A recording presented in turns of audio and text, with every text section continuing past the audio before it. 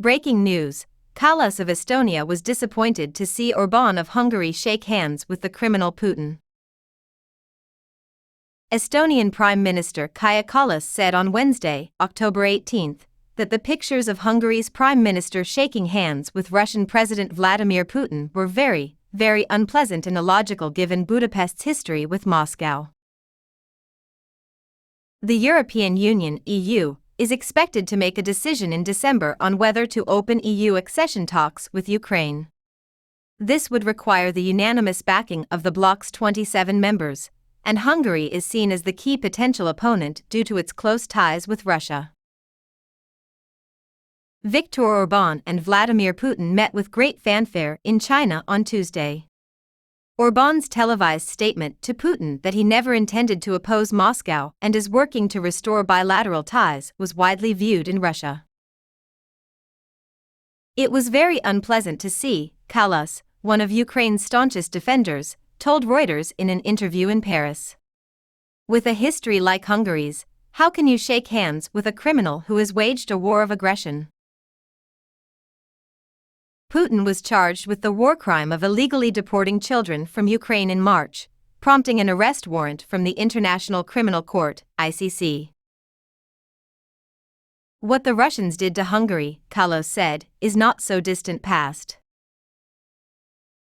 Soviet tanks and troops put down the Hungarian uprising of 1956.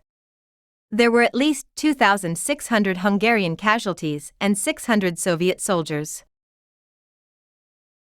Following discussions with French President Emmanuel Macron, Kallas urged Ukraine's allies to redouble their efforts to prove they are in it for the long haul and not get distracted by other conflicts. She stressed the importance of taking immediate action to increase the cost of aggression by imposing additional sanctions, addressing the evasion of those sanctions, and freeing up Kiev's access to its frozen assets. The conflict is not frozen, it is a war of attrition, she emphasized. He's, Putin, really playing on the fact that the Russians believe they can withstand the pain for much longer than we have. In response to a question about how the upcoming U.S. elections might affect the situation, she said that Washington's allies would have to deal with whoever was in power, but that in her conversations with both Democrats and Republicans, she has heard a strong voice for continuing to support Ukraine.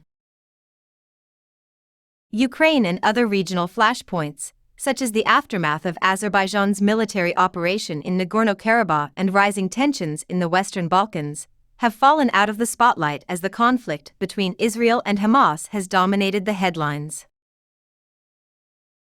The conflict in the Middle East naturally overshadows all other topics of conversation. Kallas acknowledged the reality but argued that this shouldn't make people stop caring about these topics.